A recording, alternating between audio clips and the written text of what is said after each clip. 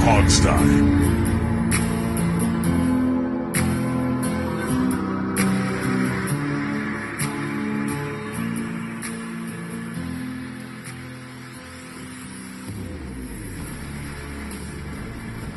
Hello, everybody, and welcome to a fantastic win episode of THS for the WFT.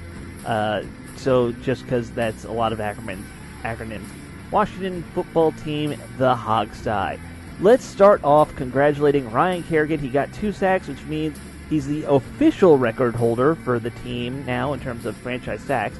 Not unofficial, though, because he's got 5 more to go. He's got 5 more to go.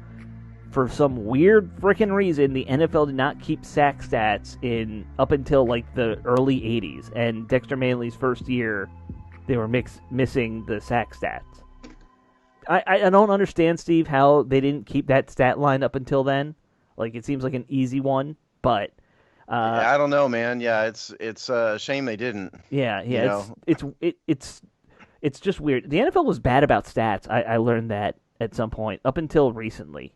My only real question, Alex, here is: are you going to play the HTTR theme since they won the game? I think we could. You know, we can. Yeah, we can do whatever we want. Right. We'll do that at the beginning. Why not? Or we'll do it right now in post. There you go. There you go, folks. Isn't that sound fantastic? Steve and Jamal are with me, guys. I think we were all expecting after that first quarter to come here and it be just a miserable show. And it's not a miserable show. It's a very big win. So, yay, right? Like, I'm a little shocked by all this. Yeah, I mean, it's not your grandpa's, not your daddy's Washington team anymore. No. Jake, honestly, I mean, a Jake Gruden team would have been done at halftime. And the reason I say that is because they didn't have a good third quarter in the entire length of his tenure as coach. No, they doing things at halftime was not their strength. And I want to get to what happened at halftime, apparently, because we didn't know this until it got reported post-game. But Jamal, I want to get your first reaction before we get into that. I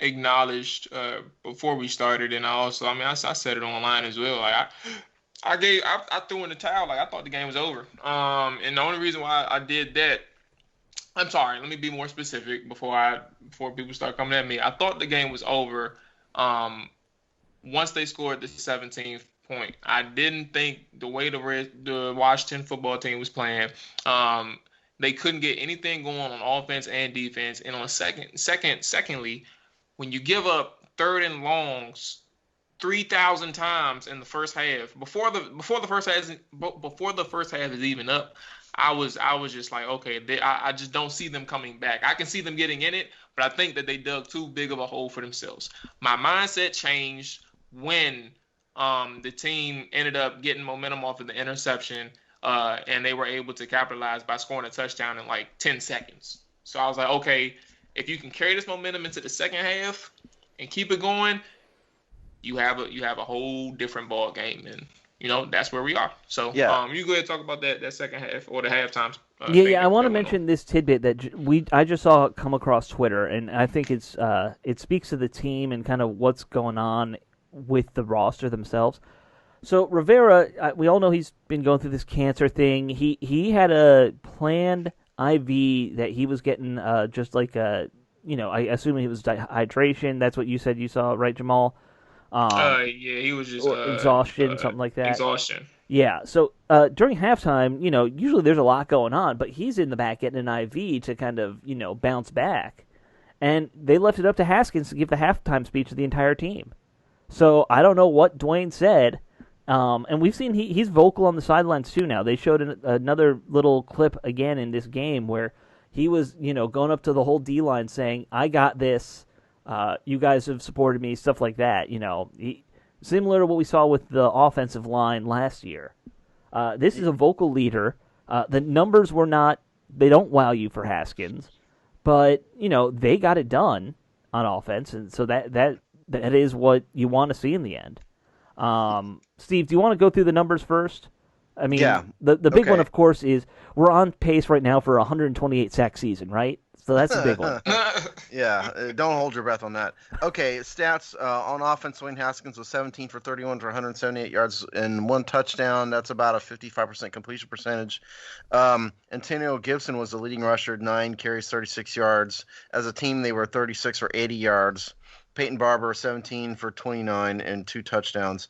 Receiving, Haskins himself was 7 for 17, by the way, and J.D. McKissick 3 for -2 yards. Yuck. Terry McLaurin was the leading receiver, 5 receptions, 61 yards. Steven Sims 3 for 50. Logan Thomas 4 for 37 and a touchdown. Dontrell Inman 2 for 21. Let me just go through. Let's do the Eagles here first, then on offense. On the Eagles side, Carson Wentz 24 for 42, 270 yards, 2 touchdowns, 2 interceptions, sacked 8 times. We'll get to that. On running, they had 57 total rushing yards as a team. Scott was the leading rusher, 9 for 35. On the receiving side, surprise, surprise, the tight end had a big game. Dallas Goedert, 8 receptions, 101 yards, 1 touchdown. Rigor was 1 for 55. Jackson 2 for 46. It goes on from there. Surprisingly, Zach Ertz is only 3 for 18. And then on defense, John Bostic, Troy Apke, 8 total sacks each. From the sack perspective, tackles. Sorry, 8 sacks each would be an impressive day. Yeah. Sacks wise, Ryan Kerrigan had 2. John Bostic had 1. Matt Ioannidis and Chase Young both had 1.5. John Allen had a half. Daron Payne had a half. And that is stats for the day, kids. Well, you're missing the most important stat, actually. What's that? Interceptions? No. Jamal is 1-0 on his season predictions for compared to the rest of the crew who's all 0-1 on the season. Congrats to you for having the guts to pick him week 1. There was no way I was doing it. You know what's crazy? I was almost close to the score too. You were. But our team scored 27. I had 28-24. If the Eagles messed around and made that one field goal, we was almost there, 28-20 or 27-20. So, but yeah, I gotta give myself a little pat on the back. I went against the grain. I had a lot of people doubting me, and I'm out with it. Congrats to you on that. And I mean, you always have a 50-50 shot of being right in those. Keep that in mind, Jamal. You either win or you lose. So here's my overarching point to this game.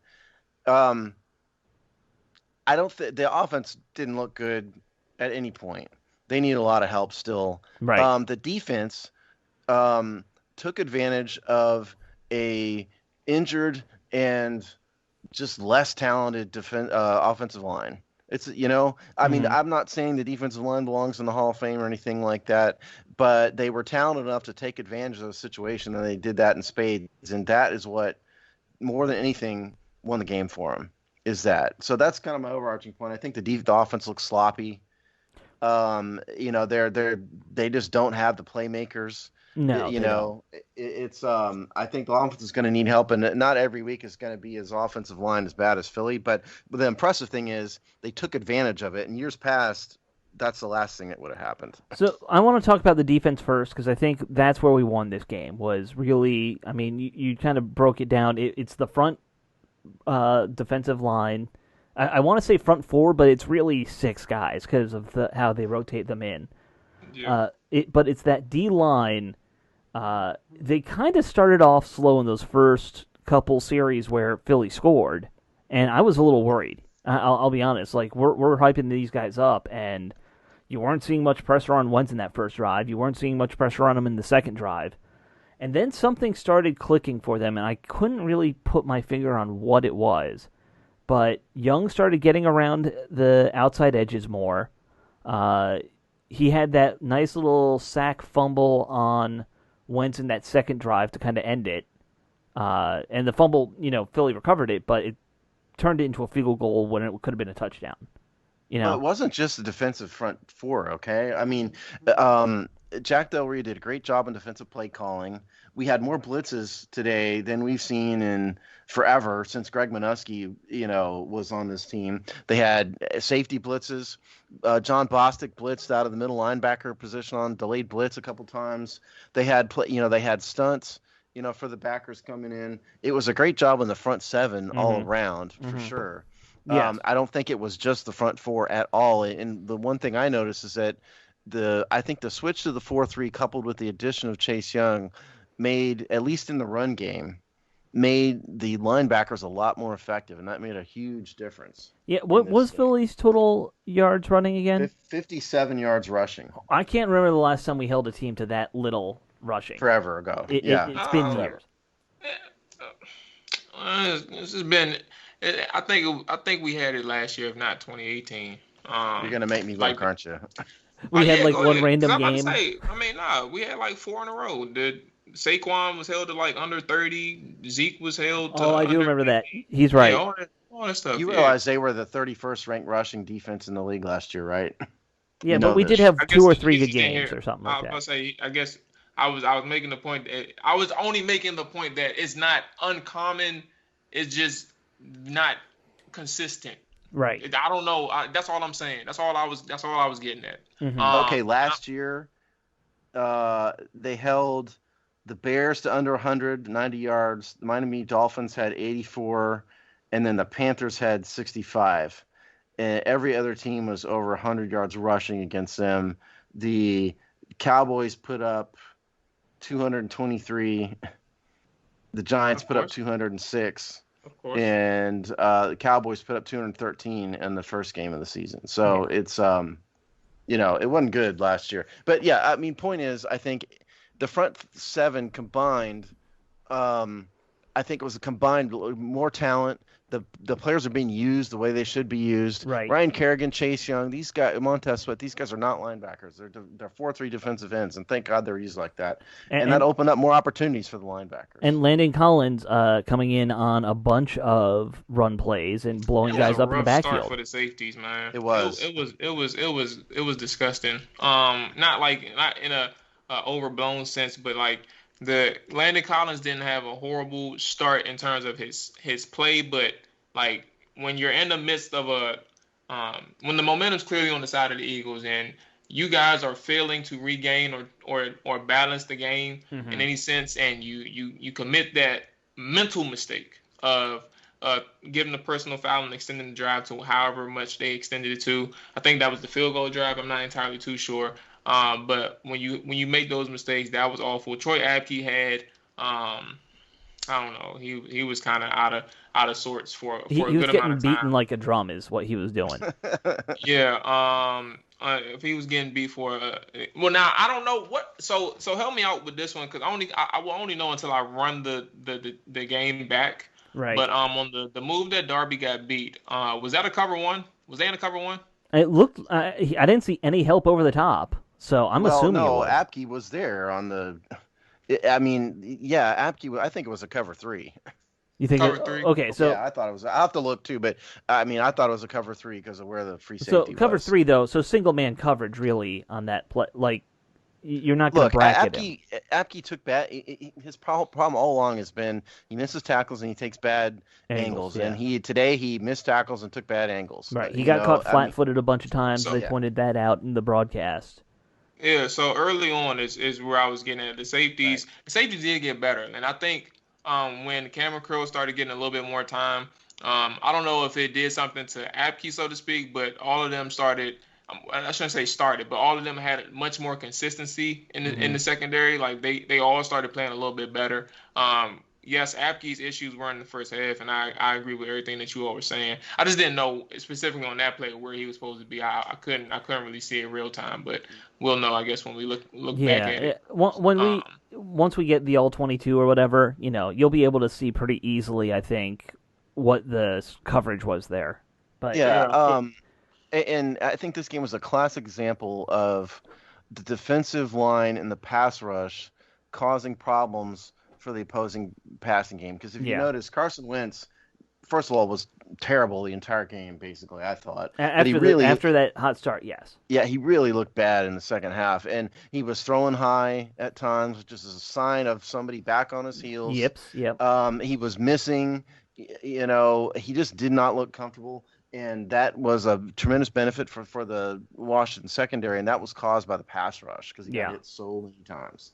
Well, I mean, it is interesting you say that because when you look at the two interceptions that the secondary had, both similar plays, but it like that wasn't necessarily an interception caused by pass rush. That was just guys jumping routes, which I think is interesting to kind of. Yeah, I'm not. Yeah. It was. I mean, a lot part of this, Carson Wentz just sucked. Okay. Yeah. Well, You know, it's very interesting. I thought Moreland and was it Fabian Monroe who got Yes. the other interception? Yes. They just did. It was very. They were doing just a good job of watching the quarterback's eyes there on the short to medium stuff. I know they got beat deep. The whole secondary did, but they're taking away a lot of the mid range stuff there with those two guys. And I'm wondering, and I know it's one game. I'm wondering if they need to be starting on the outside all the time, and the Darby thing just maybe he's an insurance policy. I mean, he certainly looked bad on the long touchdown play. He looked bad on a couple of plays. Yeah. Wentz was certainly better in the first half, so don't misunderstand me. I mean, he was 14 for 22 at halftime. Yeah. But I didn't think he ever looked comfortable. I thought, frankly, both offenses looked pretty rusty. I don't know how this is a good representative sample of what we'll see in like week 8 necessarily for either team. Yeah. Teams are going to evolve a lot in the first month. But defensively, I mean, it's good to see that a defensive front seven that was clearly more talented than the offensive line they faced actually took advantage of the situation. Mm-hmm. That is something we have not seen very much at all in Washington, particularly in the Greg Minuski era. I agree. The one other spot we could talk about is the linebackers. I think they did a great job against the run, but we still need to find somebody who can cover a tight end. Alex Godera, 100 yards. Yeah, and you add the two tight ends together, that's a very good day for the tight ends. I think it was, that's 130? with Zach Ertz having an off day. Yeah. No, that would be 11 receptions for 119 yards. Oh, 119. Combined. Still. Yeah. Still not a good day. For the record, because I don't disagree, I do want to put it out there that their tight end group, I think we even said it in the pregame, they're like top 5, if not top 3 in terms of they're combination. Sneaky good at tight end. Yeah, they're really good. But that does not excuse this team because they sucked at covering tight ends for X amount of years. Don't matter who it is. Like last year, I wish I remember the dude's name. I want to say he was with the Giants. Or I can't remember. It was the Jets. I think it was the Jets dude.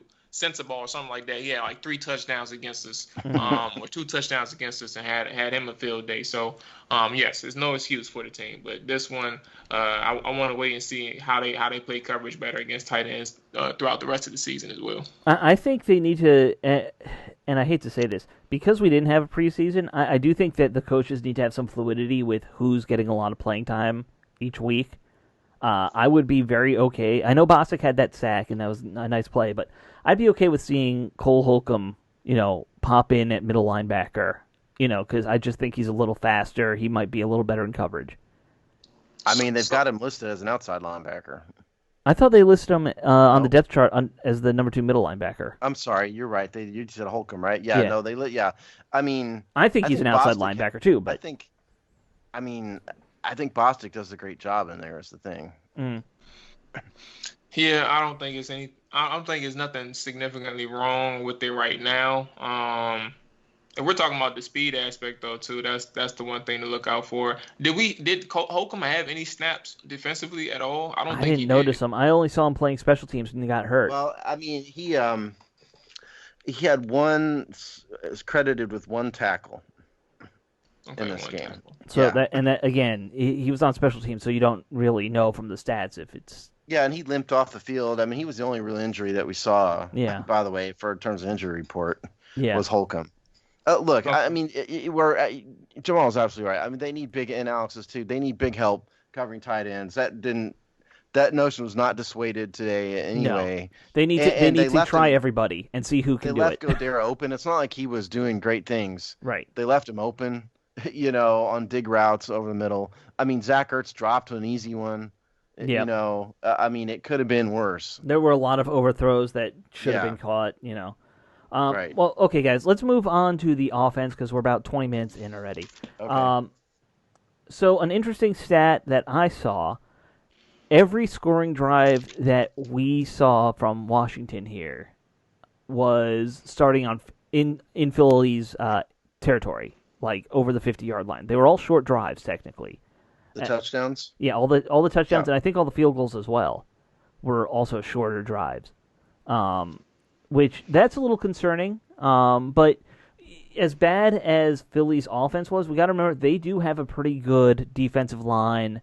They have a decent defense, and they play a very aggressive style of defense. So I'm not hitting the panic button yet, but I am hitting the panic button on this O-line already because there was a play, I don't remember which series it was. Wes Martin got like a love tap, it looked like at one point, and flew back 20 feet. Love tap. I like that. Look, the offense sucked, okay? Yeah. The offense sucked. Dwayne Haskins sucked. He wasn't very good. I mean, he looks like he's developed as a leader, as you pointed out earlier. That shot on the sideline where he's talking to the defensive line. I was in a stupid sports bar. I couldn't hear it. If they broadcast what he heard, I couldn't hear it. But no, he was just saying, "Put it on me." That's kind of what they said. But I thought that he looked very sloppy in the first half. Didn't look very confident. He was panicking. Yeah, he was panicking. That having been said, it's the first game. You know, there was no preseason. I'm willing to give it a little bit, but I mean, look, the offensive line is a problem, but just the talent level on defense or on the playmakers is a problem, and we always knew it was a problem, and it is a problem. You know, Terry McLaurin, yes, Antonio Gibson's a rookie, averaged 4 yards a carry. You know, I mean. I think this offense has a long way to go, and it's going to have to be carried by the defense. And the thing is, we kind of knew that was going to happen. Like these aren't things to be surprised. I said surprised. These aren't things to be surprised about this season at all, because like items that we talked about heading into the regular season was the secondary is questionable, the offensive line is questionable. The quarterback, we don't know. It's a mystery because we only had 8 games. We have to see. And those are obviously the receivers. We knew these were question marks, and week one, we got that firsthand. We saw the offensive line who struggled they didn't give up many sacks, but they surrendered some pressure on Haskins. And then you have Haskins in turn. And like, because we're talking about a known issue here in terms of the offensive line. Haskins had some opportunities to bail them out, and he failed to do that quite a few times. Yep. And that was the frustrating part early on. When you talk about Haskins specifically, you hope that you see something where it's like, all right, well, the issue is more so we saw so much from him in the offseason. It's like you expect that immediate improvement to showcase itself week one from the get-go, and he showed that he had some things to iron out in game.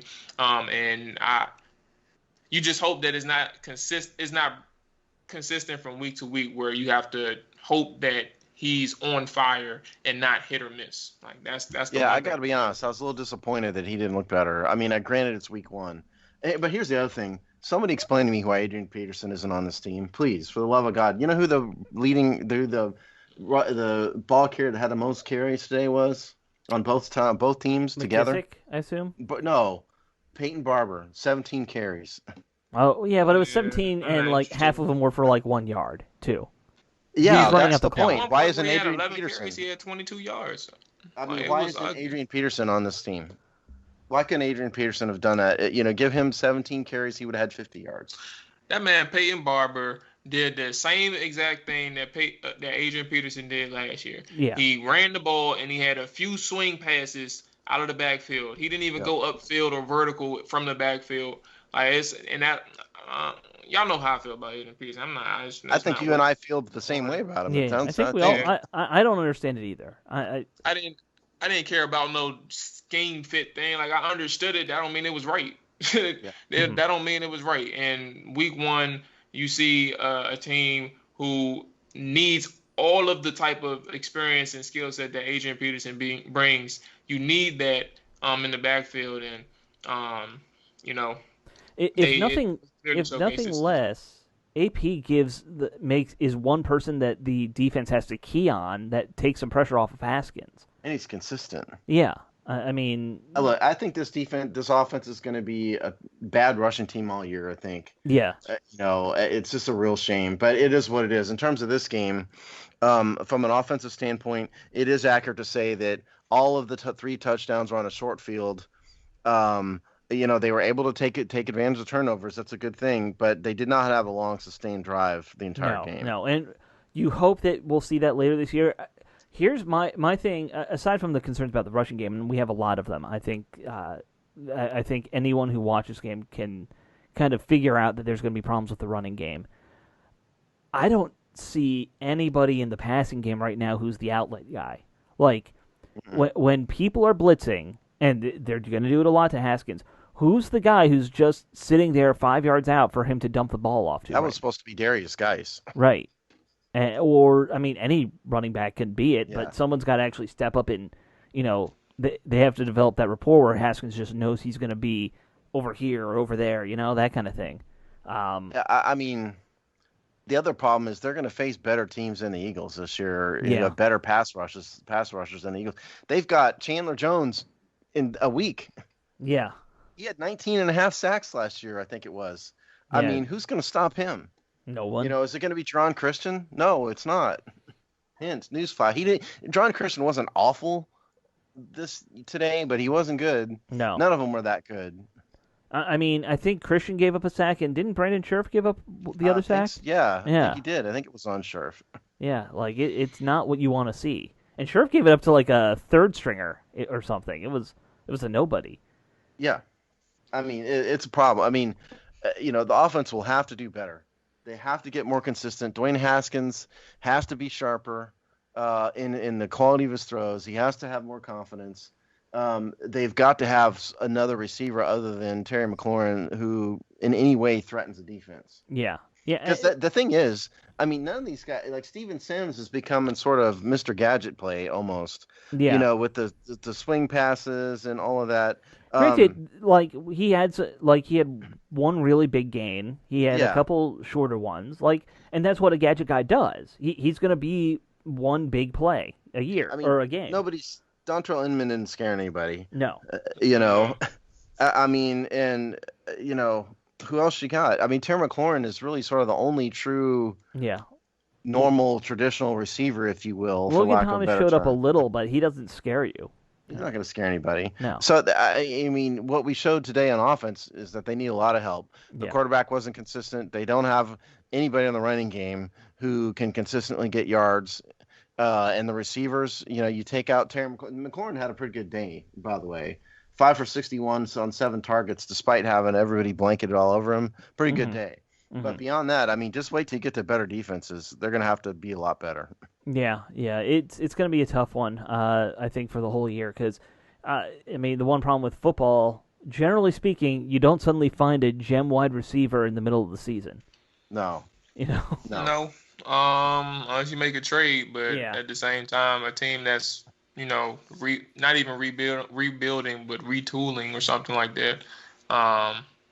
It's not worth it. Yeah. Crazy Pills is still out there, but Antonio Brown. But at this point, number one, he'd be suspended, and number two, I just don't want a dude that nuts on the team. Can we, by the way, be done with the Steven Sims as punt returner experience? Can we please, for the love of God, put Antonio? You got one opportunity.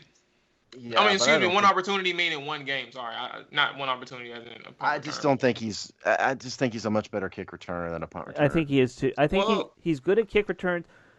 He is one of these guys, and it happens a lot, especially with small guys. And I have a pet peeve about small guys on punt returns. They love to go east-west looking for a big hole rather than just getting upfield. And we see it with. We saw that all the way back with Randall L. when he was here. These guys who want to go sideline to sideline instead of trying to get yards. And it's a big peeve of mine, too. Yeah. It's only one. Jamal's right. It's only one game. Sure. But still, I'm not sure that's that this is really going to be his Now, thing. I did acknowledge what you're on to. He wasn't good. I told you that. I don't think he was good. I just rather, have him see it through because we gave Trey Quinn a whole season. and we knew he wasn't good a few games in. And that's where I was at with it. So we could see where he's at with it, but But yeah, just the thing is, Gibson's a pretty darn good punt returner. Yeah, That's the thing. I don't disagree. We kind of felt that. All right, I don't Anyway, disagree. it's enough. I mean, we made the point. yeah. I think I won't be surprised if we see some changes into some people's roles next week because it's clear some people were struggling. I wouldn't be upset if Sadiq Charles is healthy enough, like maybe he can get some playing time on the line. I don't That's know. a big if. Yeah. He may have to see some practice reps first or something. I don't Yeah, know. of course. But I don't. Again, what was Christian that bad to warrant him getting benched already? I don't think he was that bad. No, not considering who's behind him. Yeah, Who's I behind guess him is so. going to be much better. But yeah, I don't think he was that bad. I also agree with you, Alex, in the sense that I did see Curl. He was getting a lot of opportunities. I don't know if it was strictly in the second half, but I want to say I seen him a couple times in the second quarter too. But Cameron Curl was getting some opportunities as well. I can't speak like the cornerbacks and linebackers. I can't really speak for. That's a little bit different. Well, in terms of the snap percentages. I think as we kind of saw with the corners, it looked like Moreland and Moreau got more playing time than Darby in the later part of the game. Yeah, and shout out to Moreau, man, because he was the person that set this whole comeback off. Yeah, he was. And I don't even think we talked about him. No, we did. Yeah, didn't he got we? an interception. Yeah, congrats to Fabian. Yeah, for sure. Yeah, I mean, I think the whole defense really kind of stepped up after they got punched in the mouth early. So, like, hats off to all of them on the defensive side. And again, congrats to Kerrigan for getting his 2 sacks that everyone was so excited for. Do you guys have anything else you want to talk about with the offense, or do we want to get to game balls? No, I mean, it was week 1. Hopefully they'll get better, but I don't think anybody should expect great things from this offense this year. No, I don't think so. I think this is going to be a lot of games like this where if your defense gets some good turnovers, you're going to win. If they don't, you're going to lose. Right. Yeah. All right, let's get into game balls. You guys remember how we do this? 1 player of the game for offense, 1 for defense. Unless they lose, then Steve can go off and give it to the other team because that's what he always wants to do. He might do that anyway sometimes. On offense. I think he's feeling salty. All right, guys. I'm not going to do that in a win. All right. Well, Steve, I'm going to have you go first then. Okay. First of all, defense, Ryan Kerrigan. You got your 2 sacks, and granted, it needs 5 more to get the real record, but sure, he's on the books, the official all-time sack leader, so he gets the game ball for that one. And yeah, on offense is tougher for sure. I mean, I'm not going to give it to the Eagles, because the Redskins or Washington did win the game, but I'm going to go with Terry McLaurin. Okay. Out of sort of by default because nobody else really had a particularly good game on offense, but 5 for 61, long of 21, 7 targets, having Darius Slay and a safety draped all over him all day. He gets my game ball. Okay, Jamal? Yeah, for offense, I'll start with defense as well. For defense, you mentioned Kerrigan, and I'll just add, because that was going to be mine, so I'll just add to the fact that I feel like Kerrigan was the guy who up front set the tone for this, like how this game was going to go. Mm-hmm. It took a little while for somebody to make a play, but as soon as Kerrigan got in the game, he was an instant difference maker. And the pressure started with him. And you guys know, if you've been listening, and obviously my co-hosts know, I do give Kerrigan a lot of flack, but I also am man enough to acknowledge when he's had a good game, and this was a really good game for Kerrigan. But I'll just go with the 1B. I'll go with Chase Young. And I think that Chase Young showed why he was the best player coming out of the draft, and it was more so the amount of pressures that he got. I think he got 1.5 sacks today, and obviously he got a sack and a forced fumble at the same time. So, and then on top of that, the play that was offsides that got called back, it showed, just how dominant he can be. Because on that play that got called back, unfortunately, he forced the interception. Yeah. And that would have continued the momentum into what we were already on the road. So I feel like Chase Young would be the 1B if I didn't have Kerrigan as my 1A. And then on offense, shoot. It's a tough choice, isn't it? It really is. It's tough, but truth be told, I'm gonna go Haskins. And the reason why I say Haskins is because yes, he had his ups and downs. Ooh. Don't mind me. I'm looking at the Saints and Bucks game in the background. You are not paying attention to our show here. It's almost done. It's almost done. He got 35 minutes in. Trust me, I multitask, man. But the reason why I say Haskins is because though he had his ups and downs throughout the game, one of the things that you don't really pay attention to, well, not you literally, but one of the things that we don't really pay attention to is the key moments of the game. And when he had to respond, he did just that. 17-0. You get the interceptions, you get the 2 turnovers, you come back just like that because you're making sure that your passes are accurate. You're playing with urgency, and he helped to get his team back into the game. And sure. That's where they go with it. So I'm going with Haskins on offense. Right. I think the offense is going to be tricky. I am going to go with Haskins as well. I think on the field, he needs a lot of work, but we are seeing some good leadership from him off the field and on the sidelines, and it sounds like he's really trying to take charge of this team. We need that. We need somebody to kind of take that on. So I'm going to give him credit for taking that role because that's the role a quarterback should take. On defense, there's so many good names there. I think I'll give it to Young. He, technically 3 big plays, all of them ended up in turnovers, although one got called back there. This kid's looking like he's going to live up to what he was advertised as. And you're pairing him with a good guy in Sweat and a revitalized seemingly Kerrigan now. I think this is going to be a fun thing to watch for this year. One last thing I want to mention, because I forgot to bring this up earlier. Why did we need on 4th down at the end of the game? Man, I didn't understand it either. I didn't understand it. Like, think about it like this. Whoo! If they were to somehow score, right? If they were to somehow score when they got the ball back and they were only down a simple possession, 30 seconds. Let's say Deshaun Jackson they goes left deep a room and for does a miracle. That to us. They left time for a miracle, is what you're saying. They should have run the ball. There's no doubt, or kicked a field goal, maybe something. Kick a field goal on 4th down. Add to your points. Make it impossible. Yeah. Like make the percentages from 20% chance to 3% chance. Like I probably would have run the ball. Anything other than kneeling. Yeah, I agree. Me too. Stupid call. Can I say one more thing before we sign off here? Kind of as a concluding thought, I don't want anybody out there to think we're being overly negative about the offense here. They're developing. They're going to get better. It was week 1. They have to find what their identity is still. Yeah, the bottom line is this.